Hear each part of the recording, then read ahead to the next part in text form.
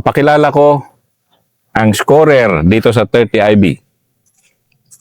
Si Second Lieutenant Nugid ay PMA Class 2022.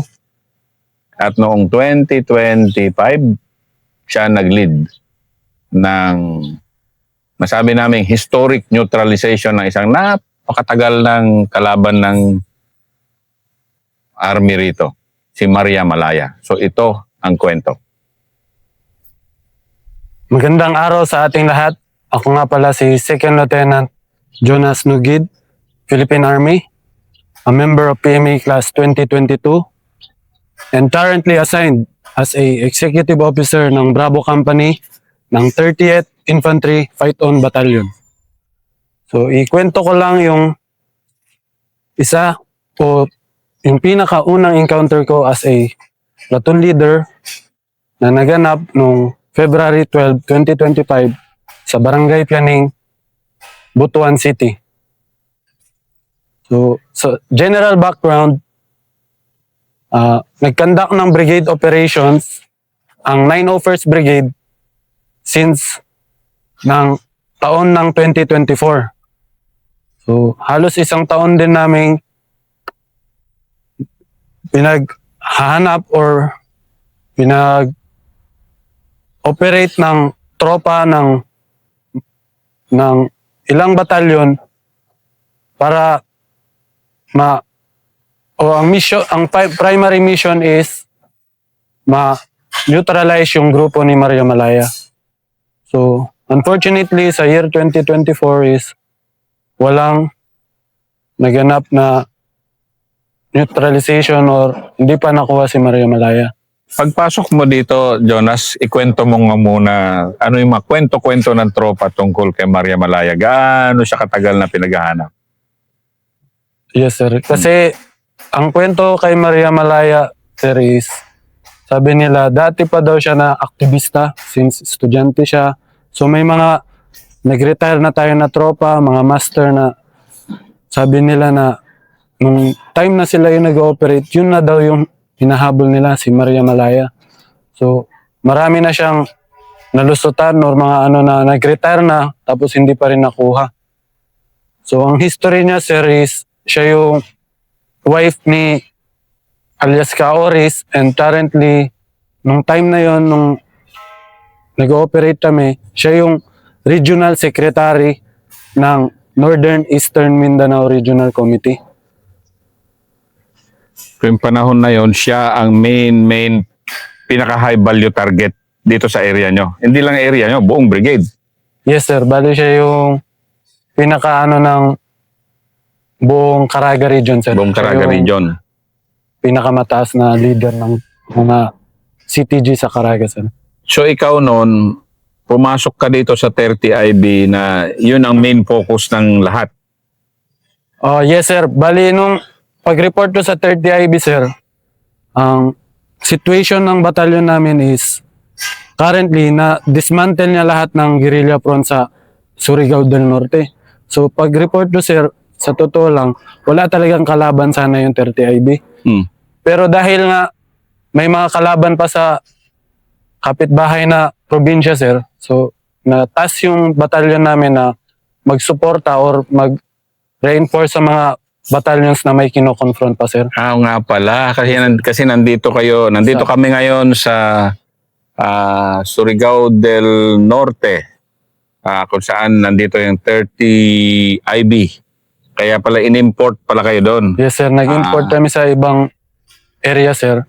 Kasi wala namang monitored na kalaban dito sa probinsya ng Surigao del Norte. Kaya para matulungan din yung ibang unit na ma-clear na yung area nila is na ang mga combat groups namin, sir, pinadala dun sa area nila, sir.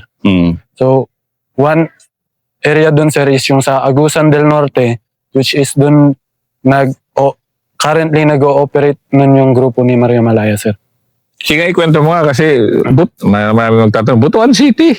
Magtatanong ngayon eh. Diba, ano ba yung terrain, ano ba yan, no? Sir. So, sa Butuan City, yun din yung unang perception ko na city. May NPA ba talaga sa city?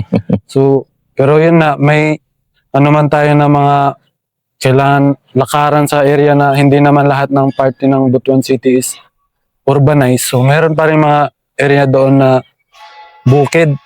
So one specific area doon na namin is nalakaran namin is yung mga barangay Pianing, barangay Mahaba, San Antonio, Los Angeles. Diyan yung lagi pinag-operate namin nung time na yun. So sa lugar na yan is medyo papasok pa siya na lugar, so medyo babiyahe ka pang konti and konti pa lang yung tao or konti pa lang yung mga mamamayan, and yung bukid niya is matataas at maraming sapa at batuhan. So dyan din kami nag-operate ng mahigit 1 year and 3 months bago namin nahanap yung grupo ni Maria Malaya. So diyan ka talaga nagtenyente talaga ng Yes, sir. Tenyente Masasabi ko, Kamote, sir, second lieutenant. na talagang na-memorize ko yung area ng dyan sa banda sa Agusan del Norte, sa Butuan City, sir, na mga nilakaran namin. Ano ibig sabihin ng memorize? Talagang sobrang galugad ba kayo nun? Sobrang intense yung ano nyo?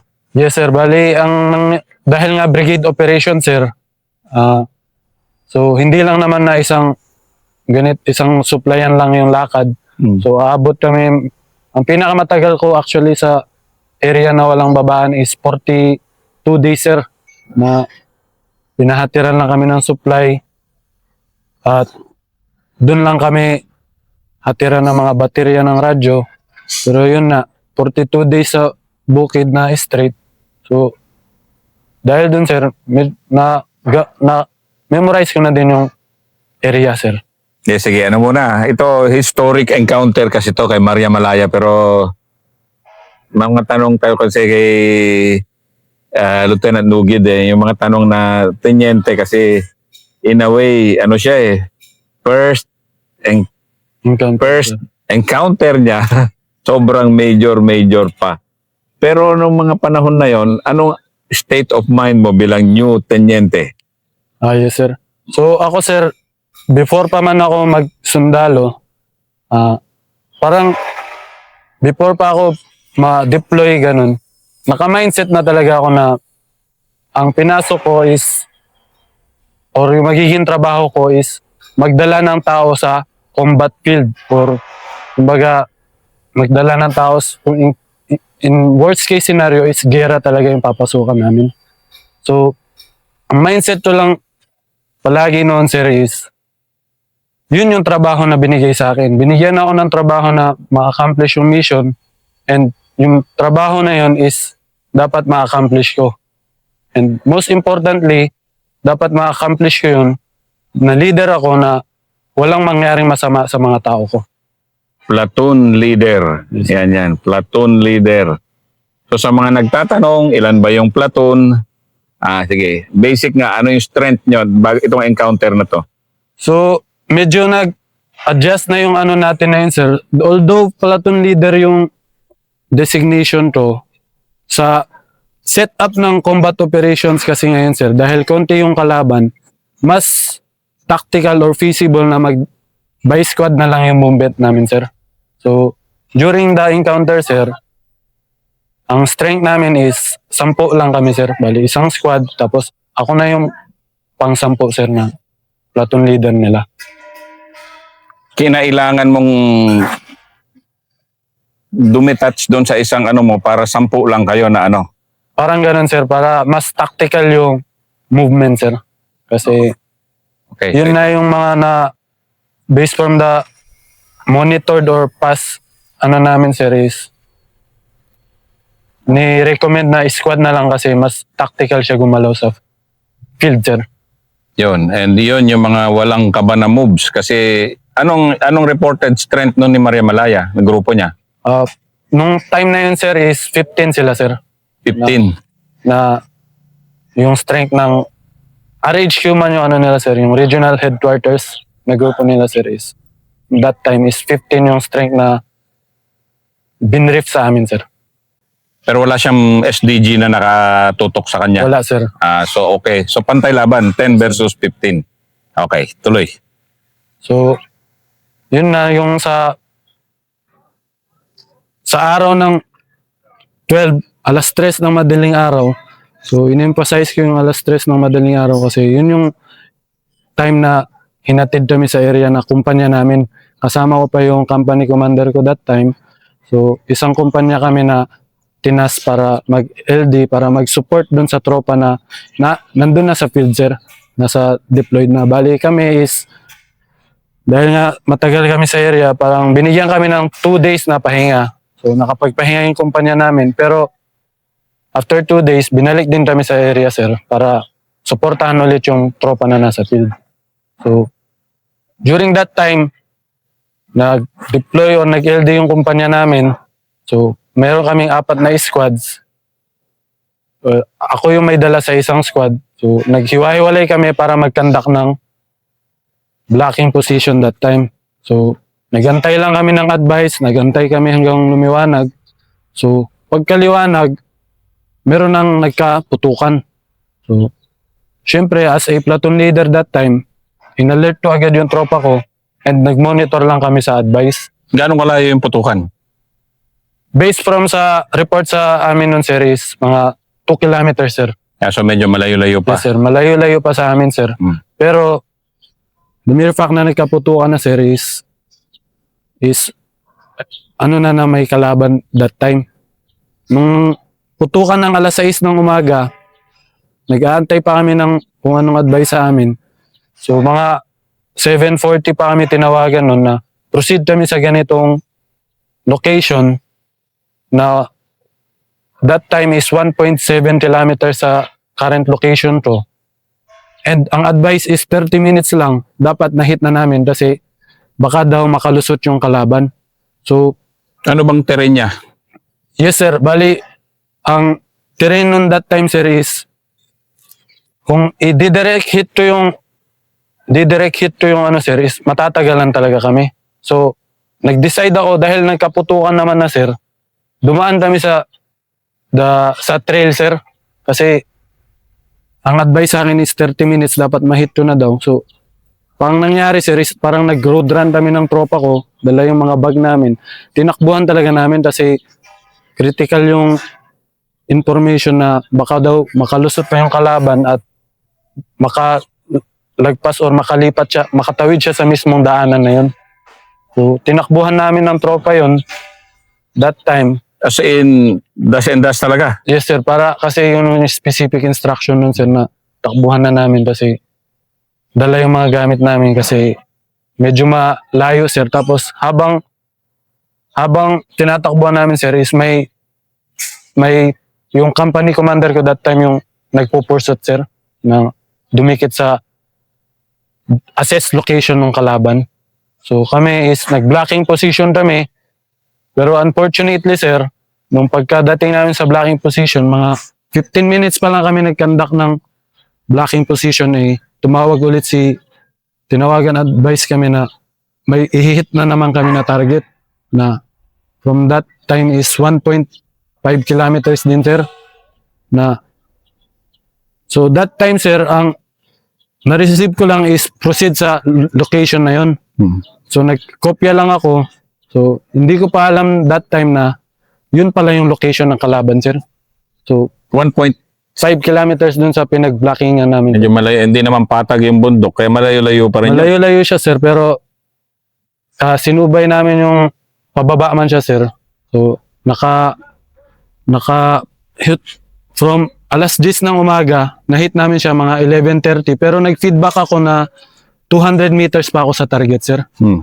Pagka-feedback ko na 200 meters pa ako sa target, sir, tumawag yung operations officer namin na, Nugs, dun pa rin yung assess location ng kalaban. Gapangin mo na. Yun yung advice sa akin. 200 meters? Yes, sir. Sa akin, sir, nagulat ako, sir, kasi ang akala ko, magba-blocking position lang kami that time, na meron na naman kaming bablockingan.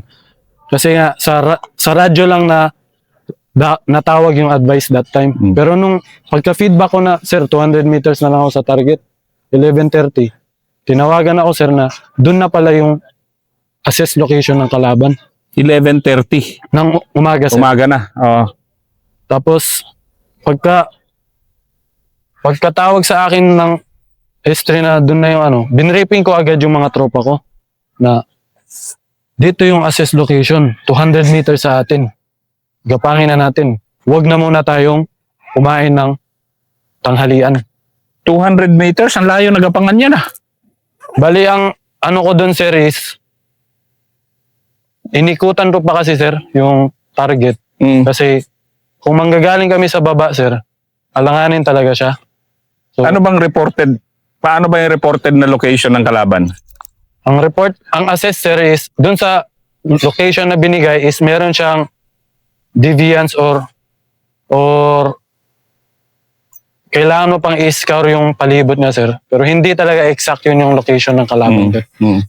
So, pagkatawag sa akin na binripping ko yung tropa na dahil nga sa maraming lakad na sir na nabubulabog yung tropa or pag makadikit is na kakalusot yung kalaban sir. So ako that time sir, nakadecide ako na 200 meters pa lang sir, mag-move na kami tactically palapit sa kalaban. And that time sir, nung nag-feedback ako sa operations officer namin na 50 meters na lang kami sa assess location,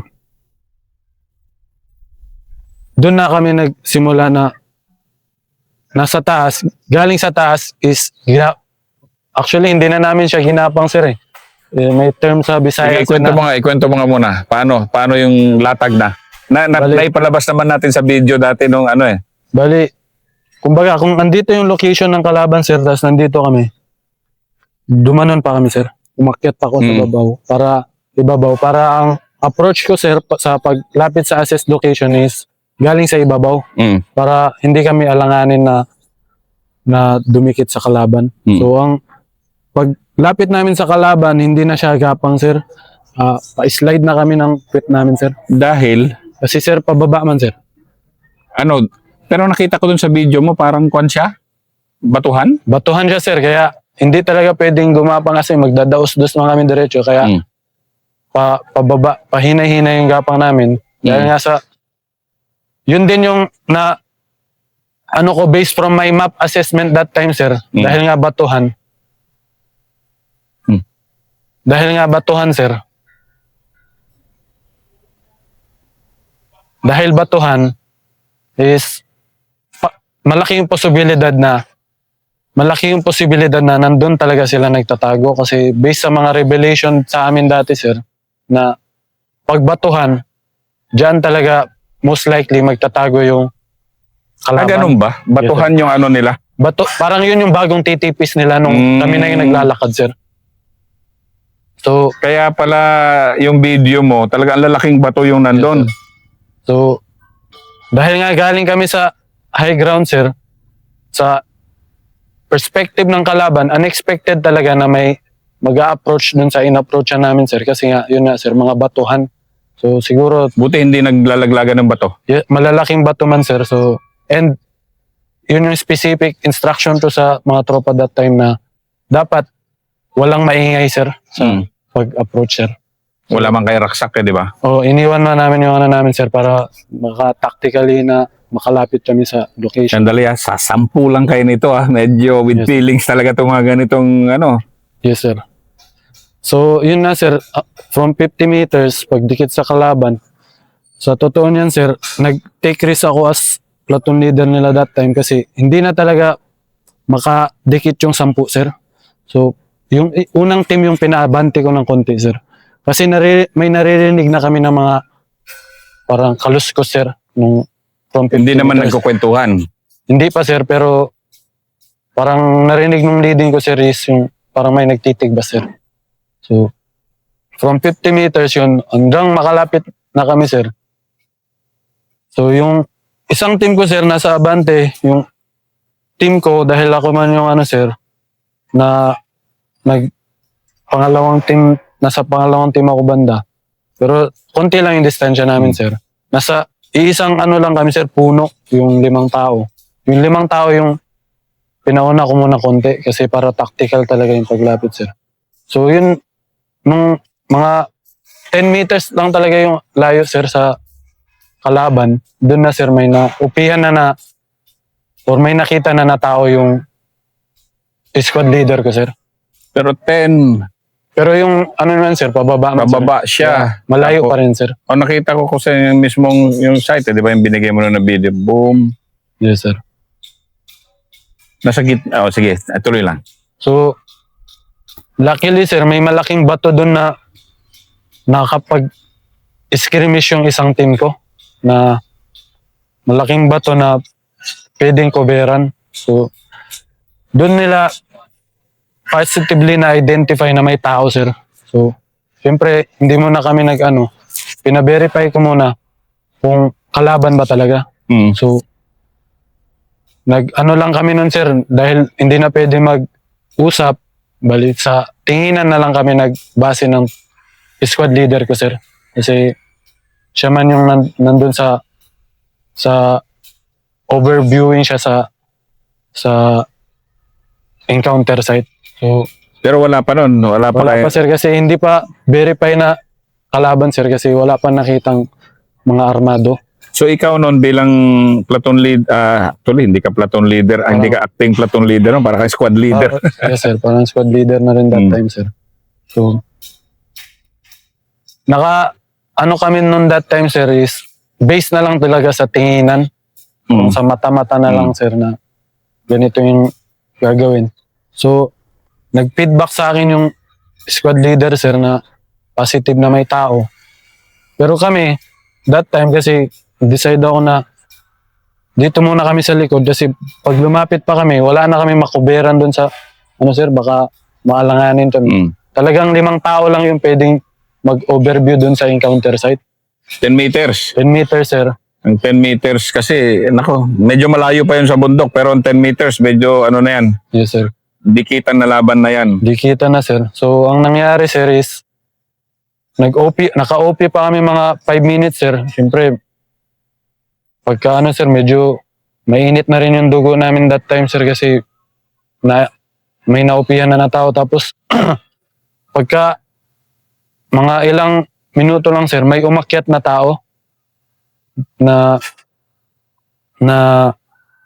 2 lalaki na yun sir, positive na may nag-feedback na Armas. sa akin na may armas na nakasabit daw dito sir. Sabi ng squad leader ko. Umakyat papunta sa location nyo. Hindi sir, parang lang siya sir, paakyat sir. Kasi inalalayan nila yung sir, yung matanda sir, Mm. yung matandang babae. Kasi nga, batuhan sir, that time. Siguro, magpapahinga sila that time sir, yun yung assessment namin na inalalayan nila yung matanda, tapos may nakasabit na armas. Pagka feedback sa akin na positive na armado sir, lang ako sa squad leader ko sa mata niya sir, parang tumingin lang ako. Gumanon lang ako sir na parang nagka-intindihan na kami sir kung ano yung ibig sabihin. So, doon na sir. Pero na pa ng squad leader ko na nakita sila ng kalaban sir. Nakita rin sila kalaban. Nakita sila Boom. ng kalaban. Oh. Doon na sir, siyempre, meeting, na sir, engagement na sir. Nagkaputukan na sir. So, pagka volume fire sir, siyempre, sa unang burst ng volume fire, nakaunang putok, doon na sir na, kumbaga, sa nature man ng tao sir, magulat talaga. Hmm. Kagulatan, siguro nagugulat yung kalaban sir. Nagulat sila that time. Yun yung, nila, kumbaga, nagsitakbuhan sir. So, ako that time, tawag agad sa radyo sir na break lahat, encounter yung grupo namin. Sabi ko na dito na location. Tapos para ma-alerto din yung mga ibang combat group sir na dito yung encounter site.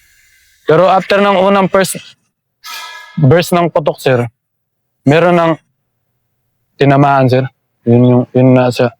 Unang Oh sir, tinamaan sir. Ang nangyari sir is, pagkatama sir, nag-backtrack man yung NPA, sir. Pero, siguro na-realize nila na iwan yung leader nila, sir. Mm. Doon na sila, sir. Nag-attempt sila bumalik, sir, para i-recover sana yung leader nila. Pero dahil nga, nakauna yung, or burst of fire na rin kami, sir, or may confidence na kami that time, hindi na kami nagpatinag. So, nag-ano rin kami, sir, kumbaga, na-suppress namin yung attempt nila na balikan yung leader nila. Kasi tumakbo sila pababa din. Tumakbo sila pababa, sir, pero kasi naririnig namin yung sigaw nila, sir, na si Iyay, ganun sila, sir. Sino si Iya? Yan na si Maria Malaya. Yes, sir, yan man yung tawag nila sa kanya, sir, si Iyay. So, nag-attempt sila bumalik, sir, or balikan yung leader nila, pero wala na, sir, na dahil nga sa burst of fire, sir, siyempre, di man natin maano yung putok, sir, na scatter man. Mm. So, tinamaan siya and hindi na siya nakaano, sir. So, ang ginawa namin that time, sir, pagka-encounter, nung sabi ni squad leader ko, sir, baba na kayo, sir. Pwede na, sir. Doon na kami, sir. Nag-maneuver na din kami para masuportahan sila that time, sir. Pero, yung nga, sir, nagbunga yung ano, sir, na isang team lang muna yung umabante ng konti. Pero nandito lang kami sa likod nila, sir, para hindi lang talaga mabulabog. And, nagtawag na rin ako na saan yung withdrawal route ng kalaban, sir, para ma-alert to yung tropa na nasa palibot. And dahil medyo malaki yung kampuhan na yun, sir, or malaking batuhan, sir, naghingi rin ako ng reinforcement that time, kahit isang squad lang, sir, para matulungan kami ma-secure yung area at saka ma-scour yung area. Kasi ang laking bato yung nandun Yes, sa sir. video binigay mo. Yes, sir, mga malalaking bato yun, sir, kaya yung ano namin, sir, is kung 10 tao lang yung mag-clear ng area, sir, medyo mahirap talaga, sir, kaya naghingi kami ng isang squad na reinforcement para ma-clear yung area. So, pagka-scour, sir, so yung kalaban, nag-withdraw man, pababa sila, sir, takbuhan. Pero kahit malayo na sila, sir, nagre-return fire pa sila, sir, parang Pero Nangaasar tinakbuhan lang, nila yung leader nila. Yes, sir. Siyempre, sir, yun na yung naano ko sa first encounter ko, sir, na pag pala nakakuha mo na yung confidence mo, sir, kahit ano dun, sir, magsigawan kami dun, sir, para ma-overwhelm na sila or maano yung tumaas yung moral namin, sir, during encounter. Sige nga, di nakita nyo na, boom. Pero hindi nyo pa positively identified. Yes, sir. Si hindi Maria pa Malaya positive yon. Identified, sir, pero siyempre, sir, may mga ano man kami that time, may mga gallery ng ano, sir, pero malakas lang yung kutob nung una, sir, pero pagkatawag na may body count na matandang babae, sir, is siyempre binase pa rin doon sa mga revelations ng mga former rebel, sir, na kung siya ba talaga yung identified. So, nung encounter, sir, is yung nakuha namin is may 2 backpack na naiwan, sir. Tapos yung mga personal belongings ni Maria Malaya lang, sir. 1 body count, sir. At yun nga, si Maria Malaya. Yes, sir. After ilang tawag, sir, verified na siya talaga, sir. So, yun, sir. In-advisean na kami na extricate yung katawan niya, sir. At ipa-exit dun sa nearest pick-up point, sir. Na parang gano'n kasimple, pero na ilang dekada yan si Maria Malaya kasi na pinaghahabol. Yan nga, tama sabi mo. Nag-retirean na lang yung mga Yes, sir. tropa, nag-general na nga lang yung iba, hindi pa rin natumbok yung si Maria Malaya. So, Yes, sir. kung minsan, yung gano'n nga, beginner's luck na Yes, swerte na at napakaganda na actually, kung tingnan mo, ang ganda ng tactical decision mo doon. Yes, sir. Kasi nagmadali. Ikwento mo nga yung ano yung maturity na ginawa mo doon na yung buong ano na yan. So, ang ano ko that time, sir, is syempre hindi naman sa lahat ng lakad is ikaw yung papadikitin sa kalaban, sir. So, nung time na yun, sir, parang naano ko sa sarili ko na kailangan tong ayusin or i-grab yung opportunity na to kasi parang bihira lang siya dumating. So, Pero nung sabihin ba sa'yo na Maria Malaya, hindi naman sinabi, di ba? hindi, sir. Hindi. Pero Pero the mere fact na sinabihan ako na assess location ng kalaban, sir. Kumbaga, naano na ako, sir, na i-grab yung opportunity kasi hindi naman lahat ng oras na yun. Ikaw yung itatap, sir, na yan yung kalaban, lapitan mo.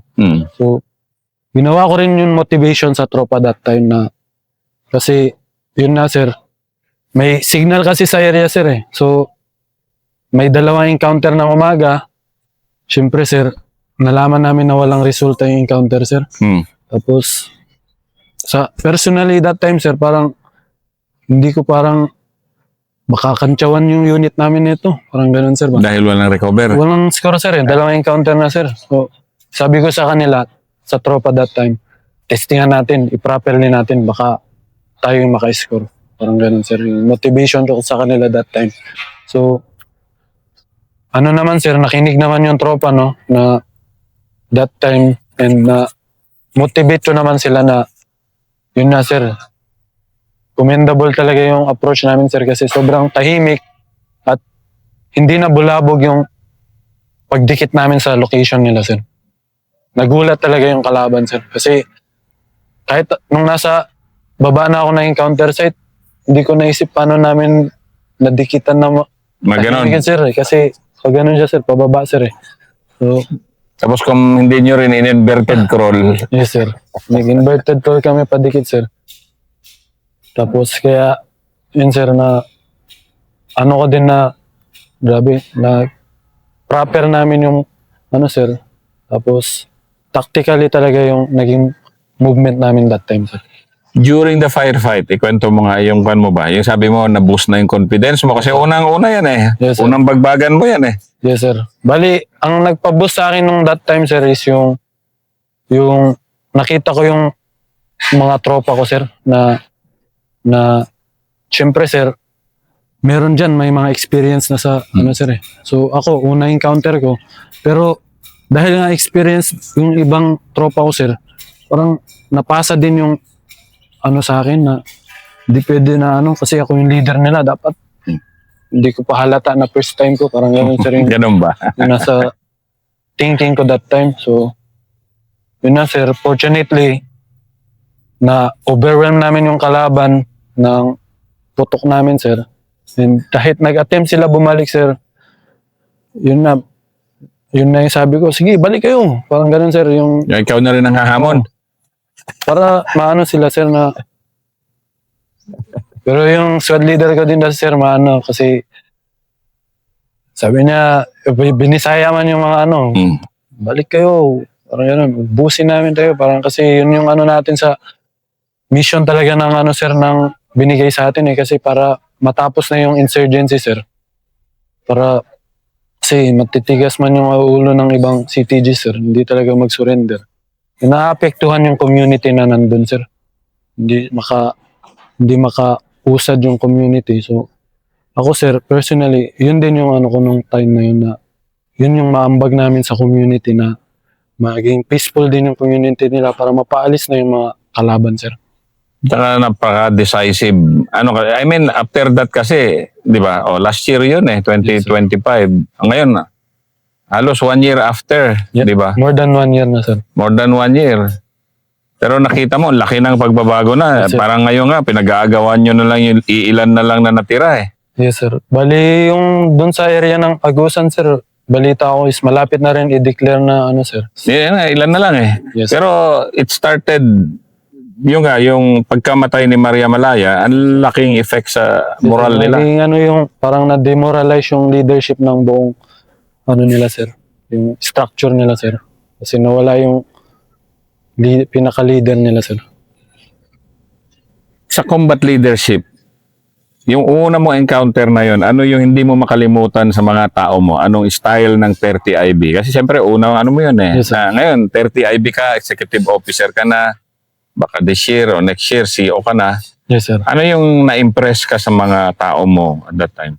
So, yung mga tropa ko that time, sir, is, syempre, konti lang kami, sir, no? So, hindi ko nakita yung ano sa kanila, yung pag-aalinlangan na nung na-encounter na kami, sir. Tapos, yung ano pa nila, mas nagpasalamat ako nung naka-exit na kami sir na ano sila na pasalamat sila na ako daw yung kasama nila sa encounter sir Bakit? kasi parang alam nila na hindi ko din sila papabayaan sir tapos ganun din sila sa akin sir na hindi nila ako papabayaan as leader nila kasi yun yung kagandahan sa ano sir sa combat group namin sir is that time is may chemistry kami sir kasi yun na matagal kaming nagkasama sa Tuloy-tuloy doon. tuloy-tuloy. So, nagkaano talaga kami sir, parang may chemistry na yung ano namin. So, nakabuo kami ng band na para ma-apply namin sa combat field na hindi namin papabayaan yung isa't isa sir. So, yun na yung ulit-ulitin do sir na yun yung pinaka-score ko that time sir, is yung walang galos na nangyari sa mga tao. Tao.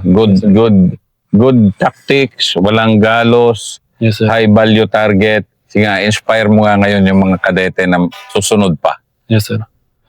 So, yung sa mga nagbabalak magpasok sa serbisyo, so, yung advice ko lang sa kanila, sir, is dapat is passionate sa panerbisyo bago pumasok. Or yun talaga yung gusto mo. Kasi, personally ako, so, yun na, bago ako pumasok, naka-mindset na ako na ito yung gagawin ito yung ina-expect ko na maging trabaho ko. And leadership yung pinaka-specialty natin as a platoon leader pag deploy mo sa field. So, as a platoon leader, bago mo makasama sa field yung mga tropa, siyempre, makikilala mo muna sila. So, magpapakilala ka. So, kailangan yung sa ano mo as a leader is meron kang patutungo o meron kang plano kung ano ba yung nakikita mo leader na maging ka. So ako, nakita ko yung sarili ko nga nung that time sir. Mas ko na magdala ng tao sa field. Parang yun yung gustong-gusto kong gawin.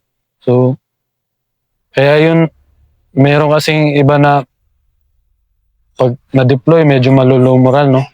Pero ako, parang personally, kasi alam ko sa sarili ko na ang pagdadala sa tao sa field, yun yung specialty ko. Yun yung passion ko. Kaya masaya ako sa ginagawa ko.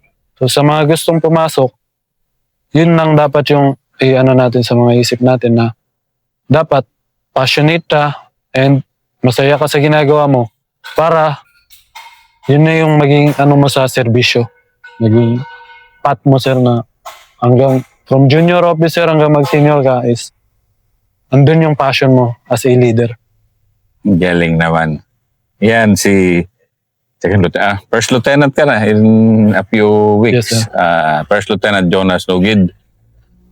Claim to fame niya, 10 lang sila na nakadali, nakatama finally sa long time highest value target na NPA leader dito sa Caraga, si Maria Malaya. Thanks, Nogs.